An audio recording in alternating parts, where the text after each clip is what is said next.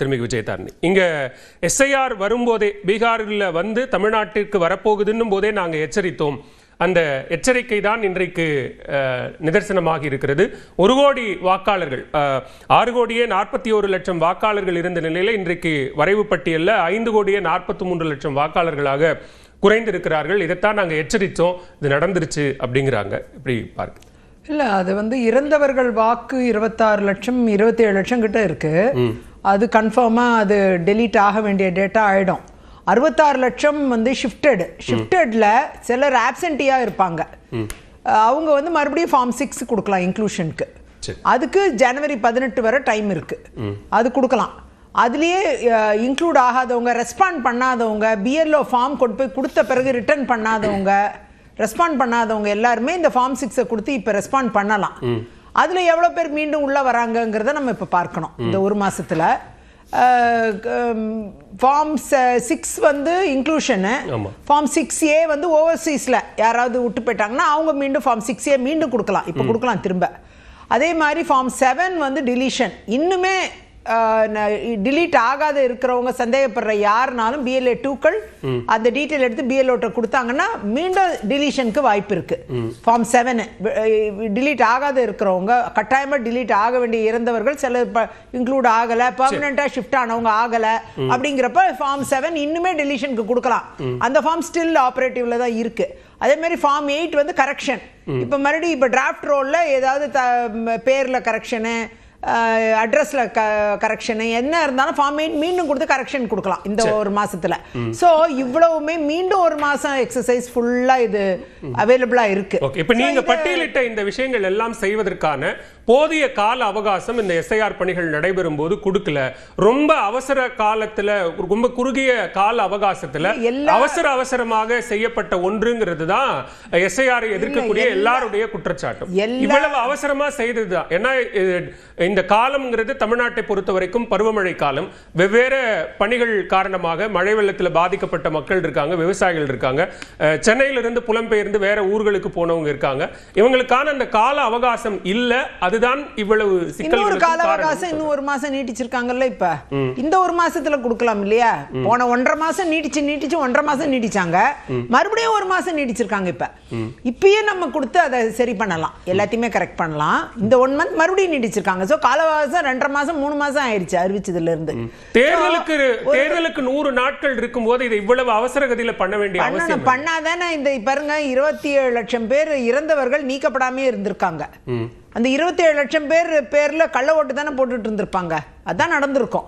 அப்ப அது தவிர்க்கப்படுது இல்லையா? அது நியாயமான விஷயம். கள்ள ஓட்டுனா அது எல்லா கட்சிகளுக்கும் தான் பொருந்தும். அது எல்லாருக்கும் கூட பொருந்தும். ஏன் கள்ள ஓட்டு போடணும்? யாருமே போட வேண்டாம், ஒரு கட்சியும் போட வேண்டாம். அதனால உள்ள லாபம் எந்த கட்சிக்கும் தேவையில்லை.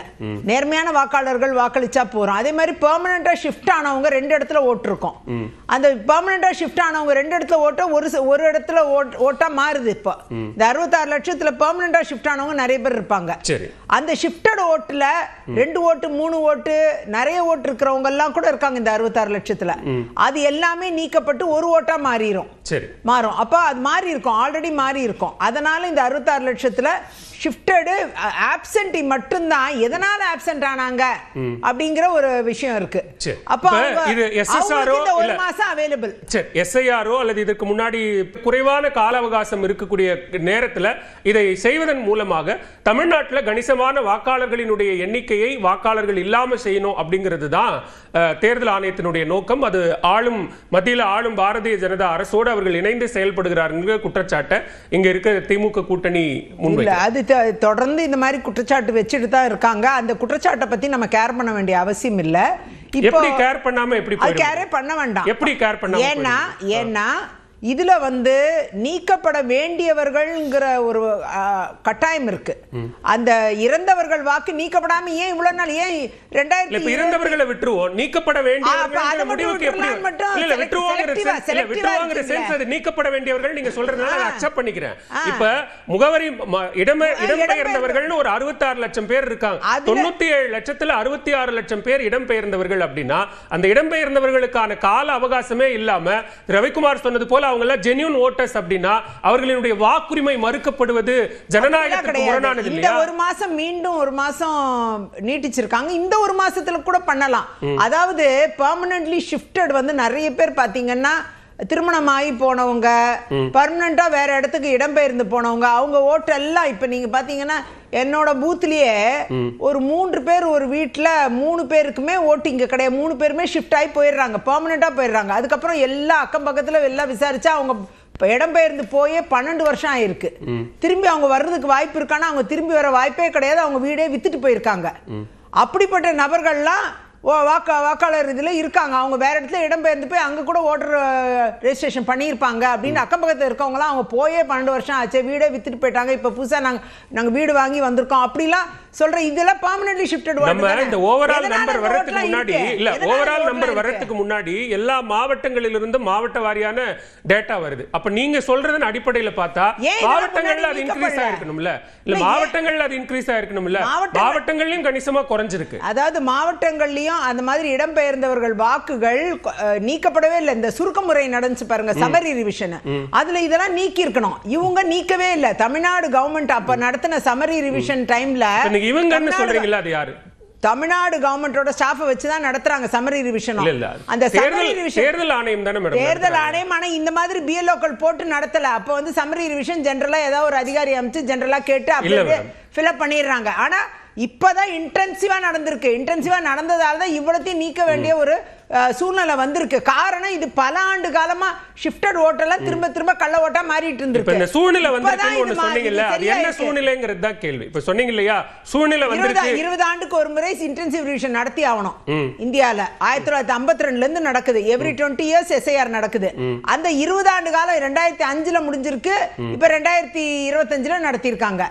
கரெக்டா 6/1/2025ல நடந்த சுருக்குமுறை பட்டியல். அந்த பட்டியல்ல பாத்தீங்கன்னா அதுல கூட 6,41,00,000 பேர் இருக்காங்க. அதுல கூட இந்த இறந்தவங்களை நீக்கல. கிட்டத்தட்ட 10 வருஷமா 15 வருஷமா ஷிஃப்ட் ஆனவங்க இறந்தவங்களை நீக்கவே இல்லை. இந்த 6/1/2025 யாரோட தவறு? தமிழ்நாடு. நீங்க சொல்றபடி அந்த வாக்குகளை தவறாக பயன்படுத்தினார்களா? யாரெல்லாம் தவறா பயன்படுத்திருப்பாங்க? யாரெல்லாம் தவறா அதாவது என்னை பொறுத்தவரை யார் வேணா பண்ணிருக்கலாம். அந்த தவறா பயன்படுத்துறது யாருக்குமே தேவையில்லை. அதை பொறுத்த வரைக்கும் இன்டென்சிவ் ரிவிஷன் நடத்தி ஆகணுங்கிற கட்டாயம் இருக்கு இல்லையா? இப்ப சமரி ரிவிஷன்ல இதெல்லாம் கிளியர் ஆக மாட்டேங்குது. அதனால இன்டென்சிவ் ரிவிஷன் நடத்தி ஆகணுங்கிற கட்டாயம் இருக்கு. அப்ப எவ்ரி இயர் நடத்த முடியாது. 20 இயர்ஸ் ஒன்ஸ் தான் அது நடத்த முடியும். அந்த 20 ஆண்டு காலம் கரெக்டா முடியிற காலம் 2025. நீங்க சொன்ன அந்த சூழ்நிலை கட்டாயம் இதெல்லாம் வந்து சாதாரண வார்த்தைகள், அதுக்கு பின்னாடி எதுவும் உள்ளர்த்தம் இல்லன்னு நான் புரிஞ்சுக்கிறேன். இல்ல, உள்ளர்த்தமே கிடையாது. இது கட்டாயமா இந்த ரிவிஷனை 20 ஆண்டுக்கு ஒரு முறை நடத்தி ஆகணுங்கிற பட்சத்துல இதை நடத்தும் பொழுது பாத்தீங்கன்னா இவ்வளவு வாக்குகள் ஏற்கனவே சுருக்குமுறை நடந்தப்பெல்லாம் நீக்கப்பட இருக்கு. அது இப்பதான் இன்டென்சிவ்ல தான் முதற்கட்ட பார்வையா எடுத்துக்கிறேன். நம்ம அடுத்த சுற்றுல பேசுவோம். ஃபார்ம் கொடுக்கிறது அவர் என்னமோ ஃபார்ம் கொடுக்க தப்புங்கறாரு. ஃபார்ம் எல்லாம் கொடுத்து அது திரும்பி வந்து அது வந்ததால தான் இவ்வளவு பேர் இறந்து. இது எல்லாமே தேர்தல் ஆணையத்தினுடைய வேலை. அந்த கால அவகாசத்தை தேர்தல் ஆணையம் கொடுக்கல. கொடுத்திருக்கு. 3 மாசம் கொடுத்து முதற்கட்ட பார்வையா எடுத்துக்கிட்டு அடுத்த சுற்றுல விரிவா பேசுவோம். 3 மாசம் தான் டைம் எல்லா ரிவிஷனுக்கும் அதை கொடுத்திருக்காங்க.